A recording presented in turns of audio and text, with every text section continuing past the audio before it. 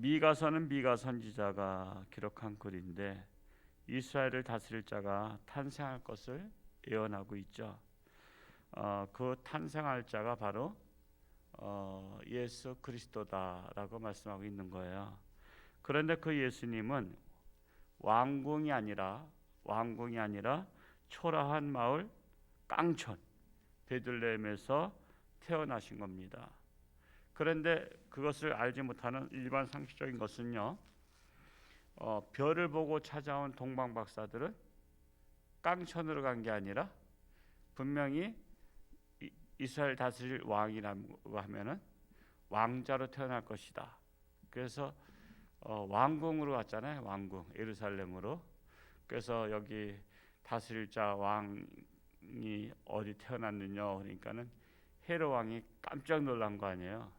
아니 지금 내 처가 지금 몇 명은 있지만 지금 임신 만삭된 와이프가 없는데 무슨 저기 그런 소리냐 했더니 이스라엘을 다스릴 자 또 만왕의 왕 되신 분이 메시아란 분이 태어난다고 해서 우리가 별 보고 왔다고 했더니 그러면은 그 이스라엘의 학자들을 불러봐라. 그래서 학자들을 불러서 자 너희들이 믿는 그 성경에는 그러한 자가 어디서 태어난다고 했느냐 했더니 바로 미가서 말씀한 거예요. 베들레헴에서 태어난다라고 우리는 믿고 있습니다. 그러니까는 베들레헴으로 가게 됐죠. 동방 박사들이 베들레헴 가면서 갈 때 헤롯 왕이 그러죠. 너희들이 가서 그 이스라엘 다스릴 왕을 거기서 만나거들랑 꼭 이 예루살렘 성을 거쳐가라. 그래서 어느 집에서 태어났는지 우리한테 알려주라. 나도 경배하러 가겠노라. 근데 사실은 그거는 경배하러가 아니라 죽여버리려고 그냥 싹을 그냥 없애버리려고 그런 계획을 갖고 있었던 거죠. 그런데 꿈에 하나님의 사자가 나타나서 예루살렘으로 가지 말고 딴 길로 해서 가라고 하죠. 그래서 그냥 딴 길로 돌아가니까 그리고 또한 그 예수님의 아버지 피는 섞이지 않았지만 그냥 이 호적상 아버지인 어머니는 그 동정녀로 태어났 마리아는 그 무슨 그 부부 관계로 해서 예수님 태어난 게 아니잖아요. 성령으로 잉태했잖아요. 그러니까 또 꿈에 나타나서 지금 빨리 아기를 데리고 애굽으로 피신하라 그랬죠. 그래서 애굽에 피신했어요. 그래서 애굽에 가면 지금도 그 예수님이 그 피신했던 그 마을이 있어요. 그리고 또 지금도 교회가 있고요. 그래서 이제 피신을 했죠. 근데 나중에 동방 박사들이 올 줄 알았는데 아무리 기다려도 안 오는 거야. 그 도대체 어떻게 된 거냐 했더니 이미 봐서 돌아갔대. 그러니까 다른 나라 백성이니까 뭐 잡아들일 수도 없고 이미 벌써 자기네 나라로 돌아갔다 그러니까 그래서 헤롯 왕이 화가 나가서는 그러면은 어떻게 하냐? 그냥 2살 아래는 다 죽여버려라. 그래서 2살 아래는 죽여버린 거죠.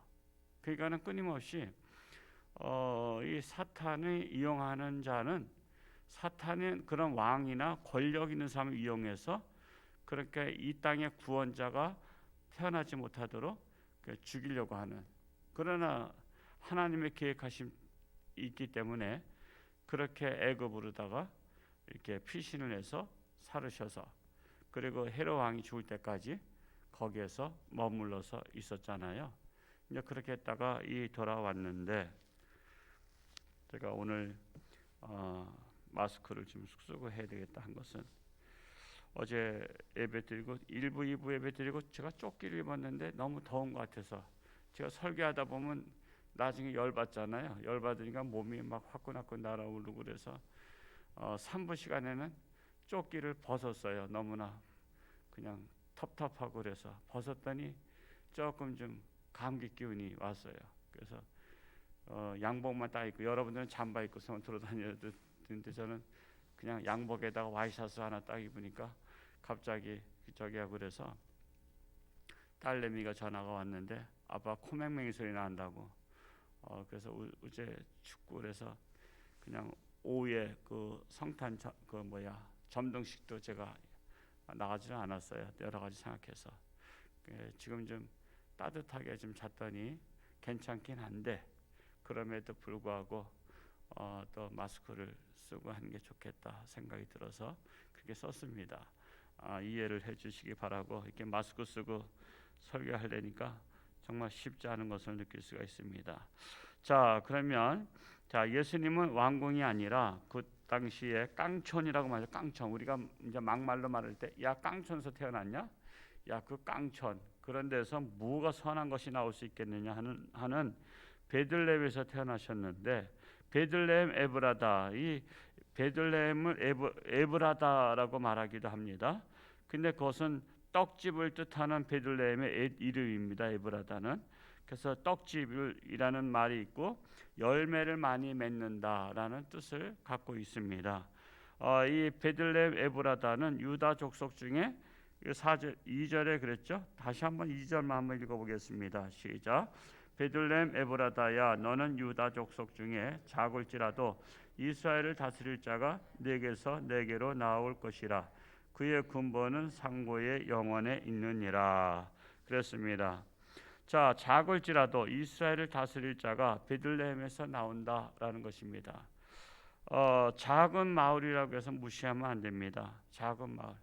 역대 대통령들 보면요, 저 시골에서 태어난 분이 더 많더라고. 도시서 서울에서 태어난 분보다 시골에서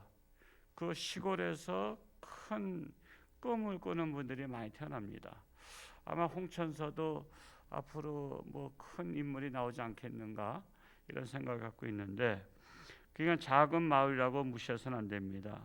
우리 홍천도 뭐 별로 뭐 알려지거나 뭐 유명한 것은 없잖아요. 그러나 하나님이 쓰시면 큰 인물이 여러분의 자녀 중에서 나올 수 있기를 축복합니다.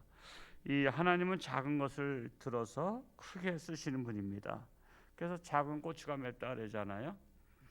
그러니까 그 중국에 지금은 이제 그 시진핑이 다스리고 있지만 아마 둥소평이라고 들어보셨죠? 우리 옛날에 지도자. 그 둥소평이 키가 뭐 150 하여튼 2cm 3cm인지. 그러면 여자로서도 좀 작은 편이죠.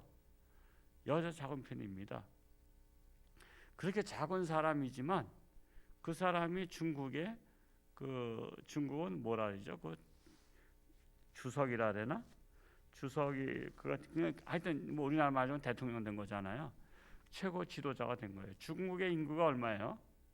여러분 3억이라고 하기도 하고 15억이라고 하기도 하는데 거기에 대표가 된 거란 말이에요. 여러분 집안에서 우리 학교에서 반장만 해도 또 괜찮은 거잖아요. 반장. 여러분 학교에서 반장이면은 몇 명 중에 반장이에요? 보통 뭐 40-50명 중에 반장 했다고 해도 대단한 건데, 우리 지금 교회를 맞이하면 회장이란 말이에요. 회장도 그거 감당하기 어렵다 그러잖아요. 회장이 몇 명 중에 회장이죠? 약 20여 명 중에 회장인데 그것도 어렵다고 서로 또 안 하려고 하는 분들도 많잖아. 회장도. 그런데 시진핑은 13억 중에 대표가 된 거잖아요. 키는 150, 한 2-3cm밖에 안 되는 분이. 그분이 그 유명한 일화가 있어요. 일본을 한번 갔어요. 일본. 왜냐하면은 그 일본을 시찰 하는데 일본에서 어디를 그 기차 타고서는 간 거 있어요. 그때 그 기차가 한 시속 300km 이상 달리는 게 일본이 우리나라보다 먼저 도입했었죠. 그게 이 차 이름이 뭐죠? 기차? 신칸센? 그 일본에 있는 그것이 굉장히 시속 300km 엄청난 거죠. 그냥 그걸 태웠어요. 이렇게 시속 300km씩 달려가는 우리 기차가 있다 하면서 자랑한 거죠. 근데 거기서는 얘기 안 했지만 돌아와서 그 조그만 땅덩어리에서 뭐 빨리 달릴 일 있다고 그렇게 빨리 달리냐고. 조그만 땅덩어리에서 이런 거는 우리나 필요한 거지. 왜 중국은 기차 타면은 열 며칠씩 달리잖아요. 이렇게 뭐 기차가 가다 쓰고 가다 쓰고. 그러니까는 아주 등소평의 그 사고가 그런 거예요. 무슨 그 뭐 일본 같이 그냥 조그만 땅덩어리에서 뭐 달릴 일 있다고 이런 것까지 있냐고 이렇게 했지만 사실은 부러웠던 거죠. 그래서 이제 중국에도 그런 것을 도입할, 지금 도입 아직도 안 하는 것 같은데, 그래서 우리가 일본에서 그것을 보고 우리나라는 또 길에는 투자를 많이 하잖아요. 도로에는 투자를 많이 하는 나라예요. 왜? 도로 투자 가지고서는 우리나라가 이렇게 잘 살게 됐잖아요. 부산서부터 경부고속도로 놓고 하면서 야, 도로가 잘 돼 있어야 경제가 돌아간다. 이걸 우리나라는 이미 깨달았기 때문에, 그래서 일본의 것은 보고서는 우리나라도 도입한 것이 독일제를 도입했는지 프랑스제를 도입했는지 하여튼 둘 중에 하나, 우리나라도 그 KTX가 도입을 해서 부산까지도 이렇게 뭐 출퇴근할 정도로 되게 됐는데, 그 등소평이 그렇게 작은 사람이었어요. 우리나라도 경제를 일으킨 사람이 박정희 대통령이죠. 박정희 대통령 뭐 미워하는 사람도 많지만 그러나 또 현실은 현실로 나라를 일으킨 사람이라고, 나라를 일으킨 사람이에요. 그래서 그 사람이 또 키가 또 이렇게, 제가 정확히는 모르겠어요. 근데 제가 볼 때 한 160여 킬로는 160 정도는 됐겠죠. 왜냐하면 우리나라 육군사관학교 나오려면 또 키도 또 있으니까 한 160cm 정도 됐을 것 같아요. 그게 작지만은 생각은 큰 사람이잖아. 그러니까 사람이 그 작다고 무시하면 안 돼요. 그렇게 작은 사람이 생각은 큰 사람이고 나라를 이랬든 저랬든 다스렸다는 거예요.